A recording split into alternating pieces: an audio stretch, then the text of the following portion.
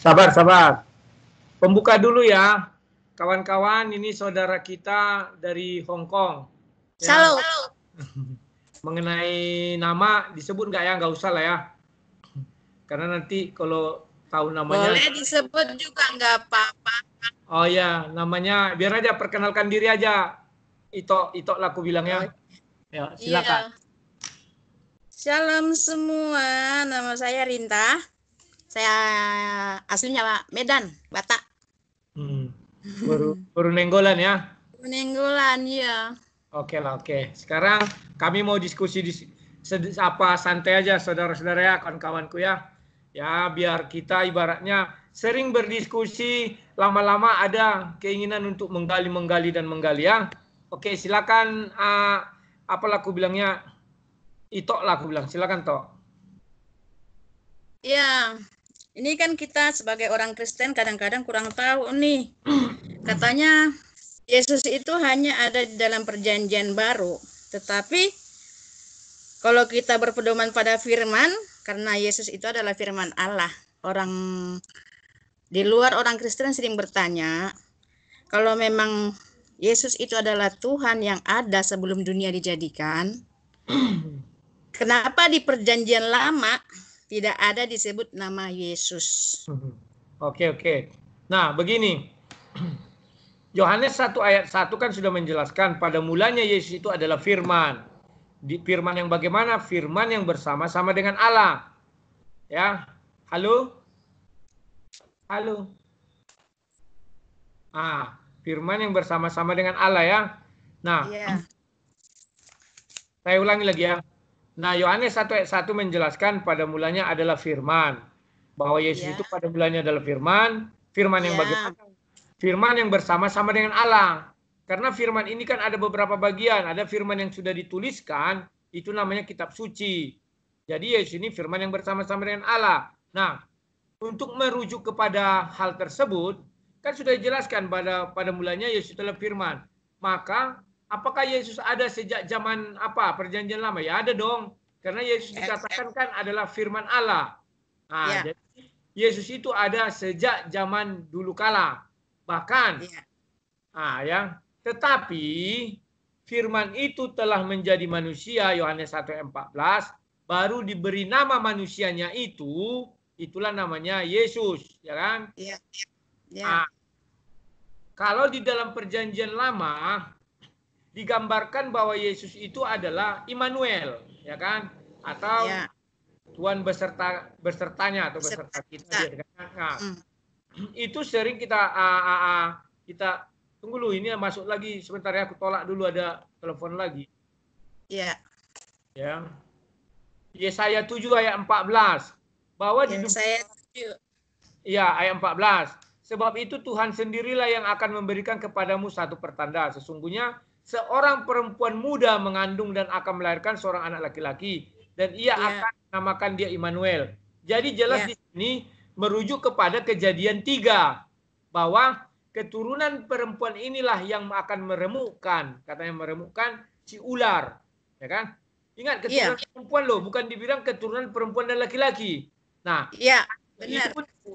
Diulang di Yesaya 7:14, seorang perempuan muda mengandung katanya. Bagaimana seorang perempuan muda mengandung? Artinya tidak melalui pembuahan ya, dan akan melahirkan seorang anak laki-laki dan ia diberi nama Immanuel. Dan itu sesuai dengan nubuatan itu, maka lahirlah Yesus dari seorang perawan. Perawan itu artinya perempuan muda, perawan Maria.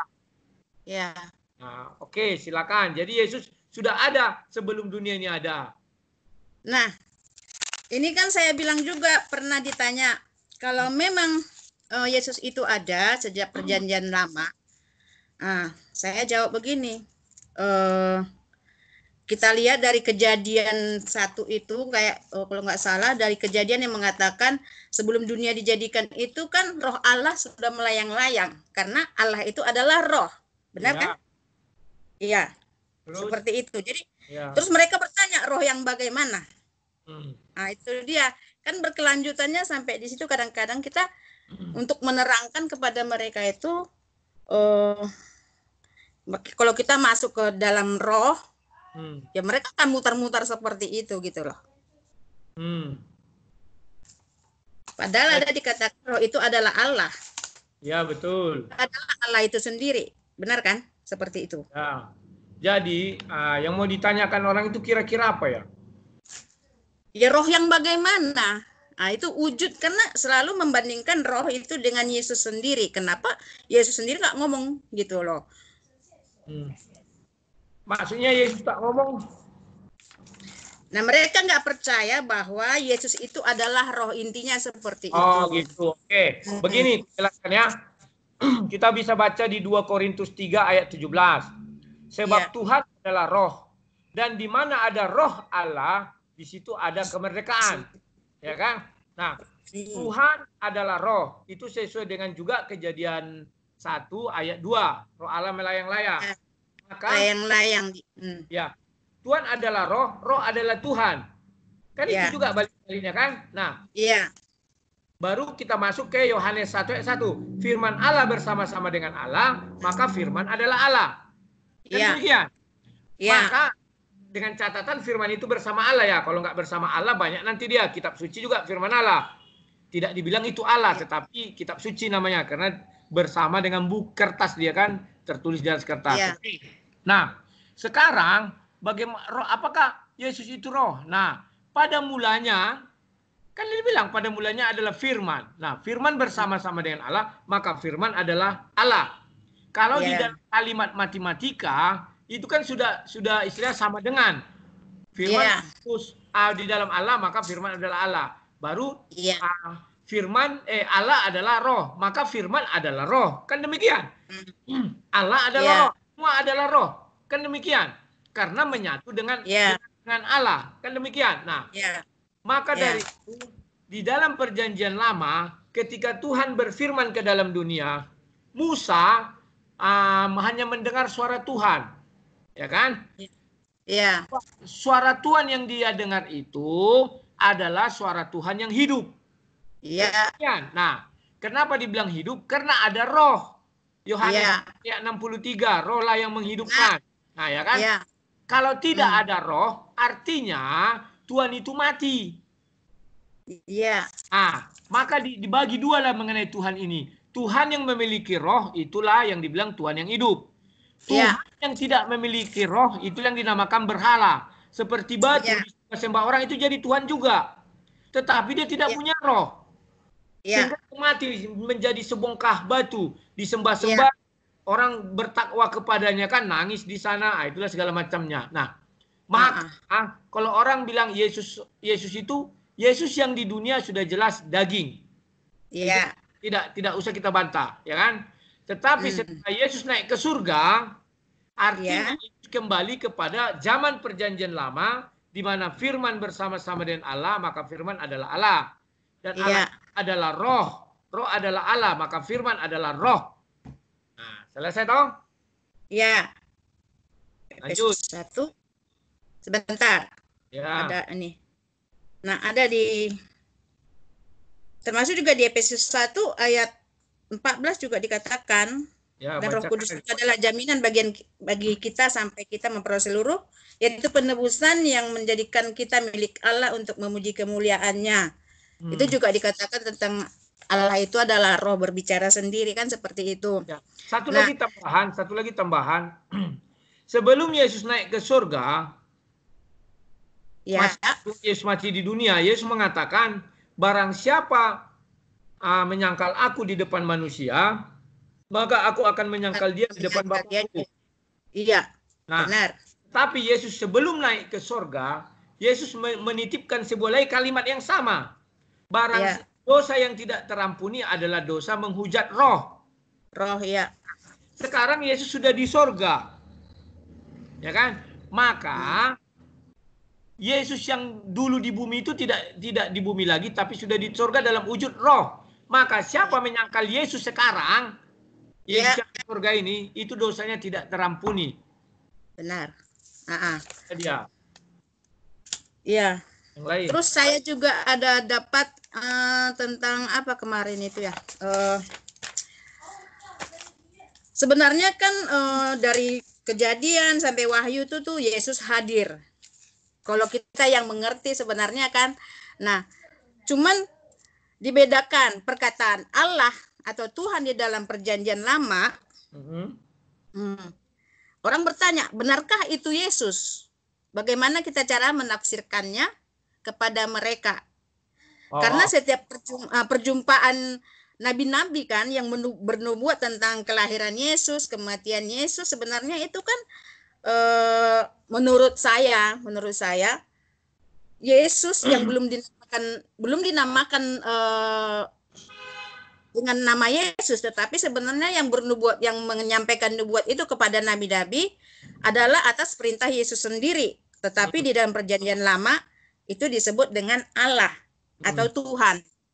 Nah, bagaimana kita untuk menyampaikan kepada mereka? Oh, gini.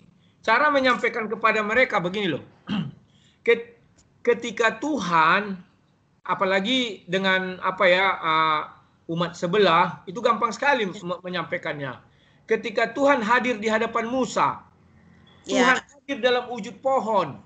Ayatnya ada itu ya, dalam wujud pohon. Nah, dan dari pohon itu mengaku, ya Musa, akulah Allah pencipta langit dan bumi. Kan demikian. Nah, artinya kehadiran di Tuhan di sana melalui media pohon tadi itu tidak ada yang mempertentangkan. Kenapa? Karena itu bagi manusia adalah sebuah keajaiban. Di mana pohon bisa bicara itu kan ajaib. Nah, apa bedanya ketika Tuhan hadir dalam wujud daging? Melalui media daging. Daging itu diberi nama Yesus. Apa bedanya? Ya kan? Nah, cuma manusia tidak mau menerima dalam wujud daging karena dulu kita sama-sama daging. Sesama daging dilarang mengaku Tuhan. Kan itu terjadi. Kan? Nah, tetapi ketika pohon itu mengaku Tuhan, yang sema api itu mengaku Tuhan, tidak ada yang mempertentangkan. Malah lebih yakin orang menyembah kepada pohon. Ya, waktu itu kan Musa pasti sujud menyembah ke arah pohon itu. Nah, andai saya ada di sana, saya pasti berkata sama Musa, kamu musyrik. Kamu apa? Penyembah berhala karena menyembah pohon. Ternyata kan tidak. Agama-agama dari tanah Timur Tengah mengakui bahwa pohon itu adalah kehadiran Tuhan. Nah, sekarang kenapa manusia menolak kehadiran Tuhan dalam wujud manusia? Kan suka-suka Tuhan mau jadi apa? Mau jadi apa kek, mau jadi apa, suka-suka Tuhan. Ketika Tuhan hadir dalam wujud manusia, siapa yang bisa menolak? Tidak ada kan? Tidak ada. Nah, mereka menolak itu karena satu perkara. Karena Tuhan hadir dalam wujud manusia, maka artinya dilahirkan. Kan demikian? Halo? Halo? Ya, karena itu dia kita kadang halo, dengar. Nah, putus-putus ini, putus-putus. Halo? Nah, ya, halo. Ini ya, jelas di sini. Nah, jadi ya, gini. Nah, jadi intinya dari penjelasan tadi, kenapa sih manusia itu lebih percaya hal-hal yang tidak masuk akal? Itu. Nah, yang tidak masuk akal. Kenapa saya bilang waktu semak belukar dan pohon itu dari pohon itu berbicara, orang semua nggak berdebat, nggak ada yang protes. Kenapa pada Tuhan mewujudkan dalam bentuk manusia gitu?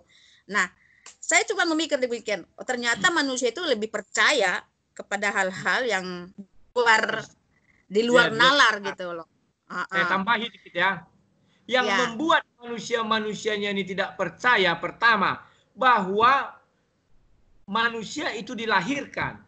Sehingga mereka menganggap itu anak Tuhan. Orang Kristen kan mengatakan anak Tuhan.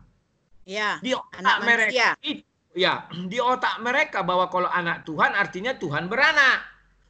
Kan gitu, anak biologis.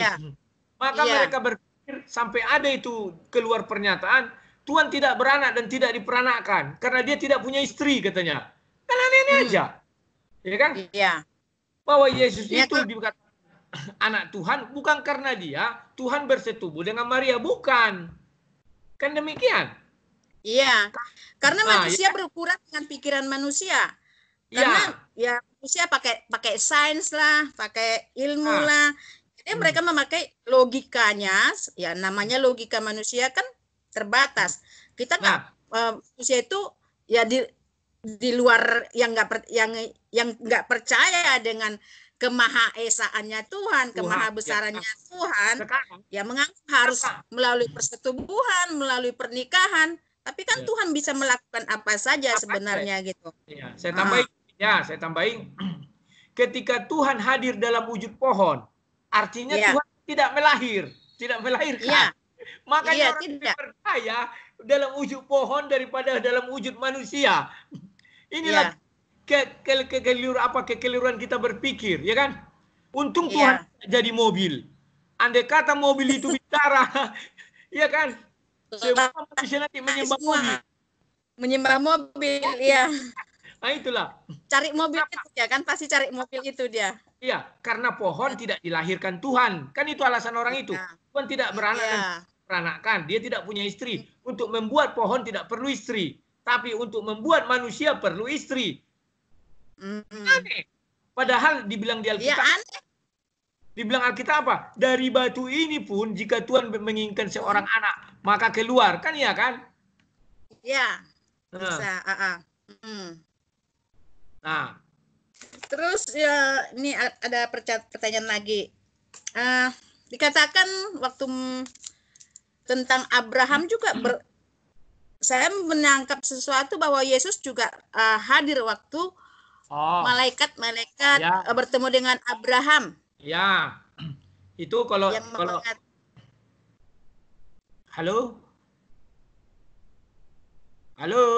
dengar. Halo, dengar. Gimana ulang? Tentang malaikat yang menemui Abraham. Ya. Yang si Kepas dengan si Nandar, kalau itu pernah dengar, orang tuh berdebat juga masalah itu kan? Masalah itu juga pernah, tapi saya baca juga sendiri sih, saya baca gitu tentang dikatakan akulah Tuhan. Ya, hal itu menandakan kepada kita suka-suka Tuhan, ya kan? Mau dia hadir dalam wujud bayi, mau dia hadir dalam wujud orang dewasa, suka-suka Tuhan. Tetapi jika dibilang orang, apakah itu Tuhan langsung 100% dibilangnya kan? Maksudnya Tuhan yang di surga, nanti dulu. Sama seperti ketika pohon. Apakah pohon itu jadi Tuhan? Kan tidak. Tetapi memakai medianya itu media pohon. Kalau ketika bertemu Abraham, media daging. Suka-suka Tuhan dong. Tapi suaranya suara Tuhan 100% kan? Iya. Suaranya 100% suara Tuhan. Ya, karena Tuhan tidak bisa dilihat manusia, siapa yang melihat kan akan binasa. Akan mati. Maka Tuhan mengambillah bentuk-bentuk ciptaannya. Seperti pohon, burung mati, manusia. Kan tidak salah. Ya. Suka-suka bisa kita halangi Tuhan. Tuhan, kau Tuhan tak boleh kau jadi manusia. Datang Tuhan, siapa kau? Dipiltik lagi nih dia. Ya kan? Keanehan orang itu adalah mengatur Tuhannya. Bahwa Tuhan itu terbatas. Bisa ini, tidak bisa ini. Itulah gambarannya. Ayo yang lain. Iya. Nah. Ini saya ada dapat satu juga. Kejadian 1 ayat 1. Pada mulanya Allah menciptakan langit dan bumi. Pada mulanya Allah menciptakan langit dan bumi. Saya pernah dengar melalui di sini juga dikatakan Allah adalah Allah Trinitas. Ya. Penjelasannya gimana sampai di sini dikatakan menjadi Allah Trinitasnya di situ. Allah Trinitasannya itu gimana? Ya, saya ini kalau dibilang di dunia maya ini sudah ahli Trinitas ini sekarang.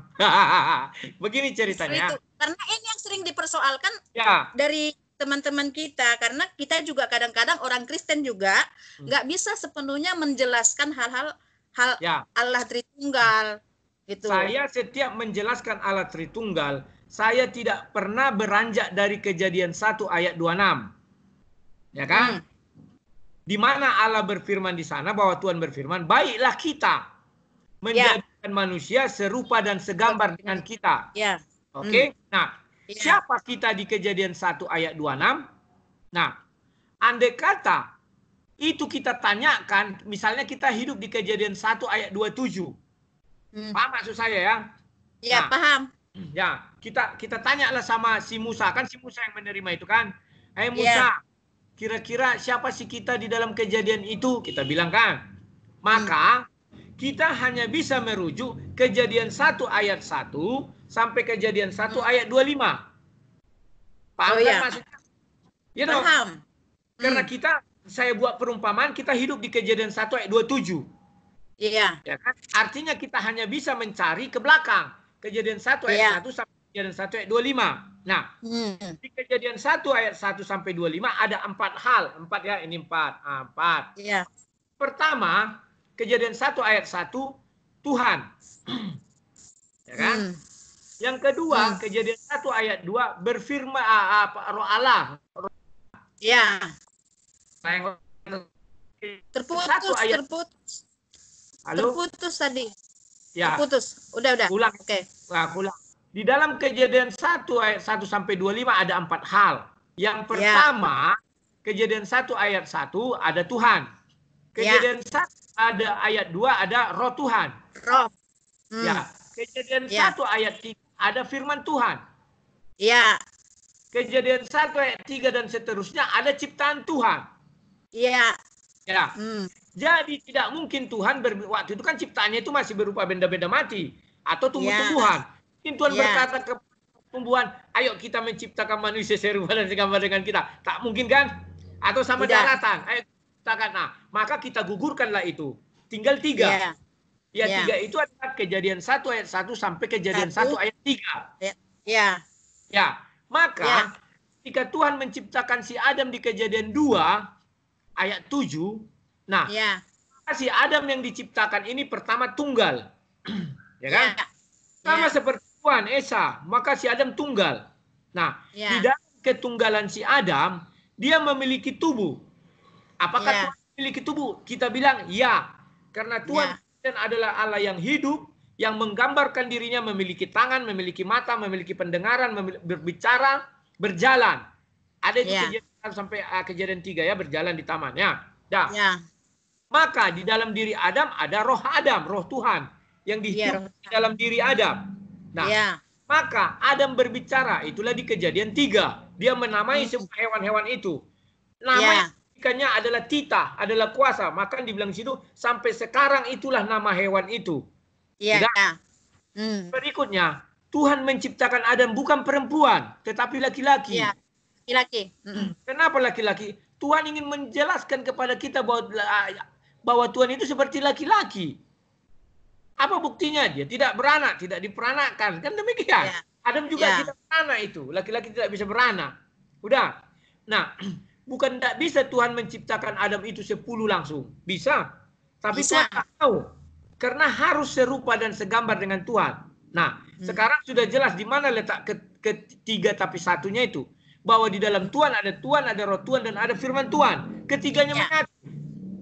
Tetapi apakah ketiganya bisa dipisahkan? Bisa. Dia mengutus firman-Nya. Setiap Tuhan mengutus firman, ya kan? Pasti di situ ada roh. Dan ada Tuhan yang firman. Ya selesai. Nah, orang mungkin sulit menangkap hal ini. Maka saya sekarang sudah membuat ke arah kita bicara melalui video call ini. Ya kan? Nah, maka seluruh pertanyaan dunia mengenai kedatangan Yesus bisa saya jawab. Ketika dikatakan aku dan Bapa adalah satu. Saksi Jehovah mengatakan itu satu dalam visi dan misi. Memang iya. Dan satu dalam kesatuan.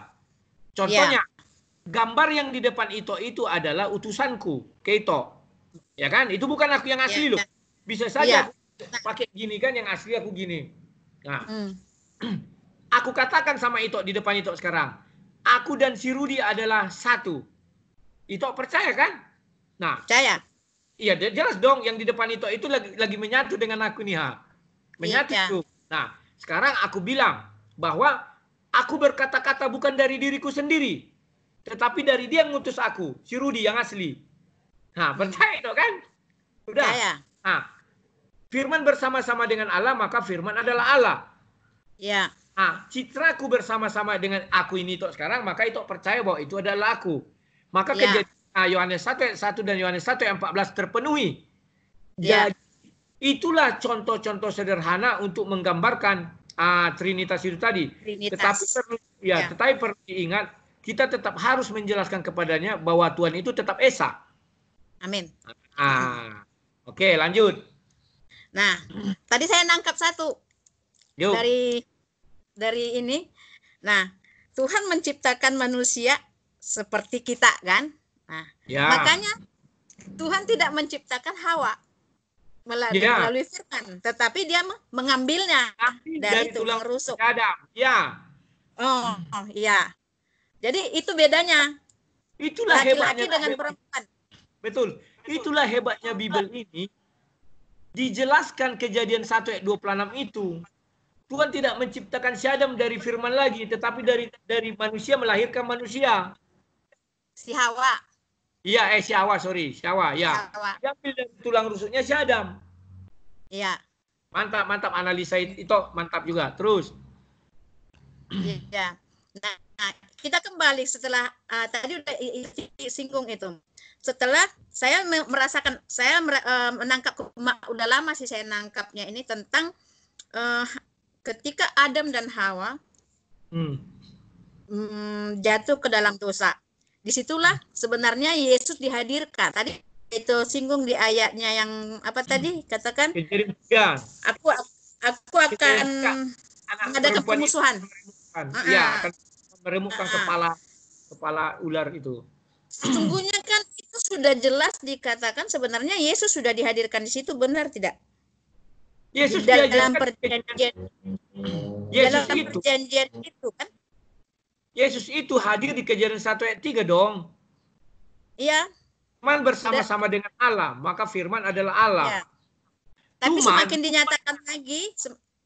Nubuatan namanya itu ya. Kalau belum terjadi namanya nubuatan. Yesus sudah dimulai dinubuatkan. Yes. Benar, itu ketika manusia jatuh ke dalam dosa, Tuhan berkata, anak perempuan. Ya kan? Yeah. Anak perempuan ini akan meremukkan. Maka digenapilah itu tadi di Yesaya 7 dan digenapilah itu di Perjanjian Baru. Anak perempuan. Yeah. Perempuan muda. Nah, benar itu. Itu langsung dinubuatkan. Iya. Itu penegasan Allah sesungguhnya bahwa Yesus akan hadir. Betul. Diwujudkan dalam wujud manusia pada tahun-tahun selanjutnya. Itu nubuatan yang ditegaskan. Semakin ditegaskan bahwa sesungguhnya dosa itu akan dikalahkan melalui kehadiran Yesus. Iya. Nah, iya. Sudah lama kita ceritanya. Sudah mulai puas itu.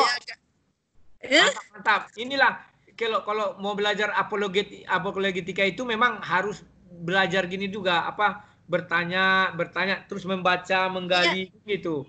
Saya harus belajar banyak soalnya kadang-kadang saya juga, kita kan terbatas dengan pengetahuan tadi. Tapi kalau kita semakin banyak berinteraksi, saya semakin dibukakan tentang hal-hal cara penyampaian. Kalau selama ini kan kita kayak sekolah minggu aja nyampaikan Allah Tritunggal itu, ini loh bentuknya, ini matahari, ini panas, ini cahaya, kan itu doang. Orang kadang-kadang nggak nangkap sampai di situ. Kalau kita sebentar itu, jangan pernah menunjukkan Tritunggal itu kepada benda-benda. Contohnya matahari, air, ini enggak, karena dibilang di Kejadian 1 ayat 26 itu, baiklah kita, itu aja bilangkan. Manusia itu seperti Allah. Kejadian 1 ayat 26 tadi. Ya, hanya itu dasar kita, yang lain itu enggak ada tuh. Karang-karangan aja lah gitu. Oke, karena sudah 30 menit. Besok kita diskusi lagi pada waktu. Tulis apa yang mau ditanya ya. Ya, saya pasti siapin. Saya siapin dulu biar ada bahannya. Ya, oke. Makasih, Tok. Tuhan berkati semua.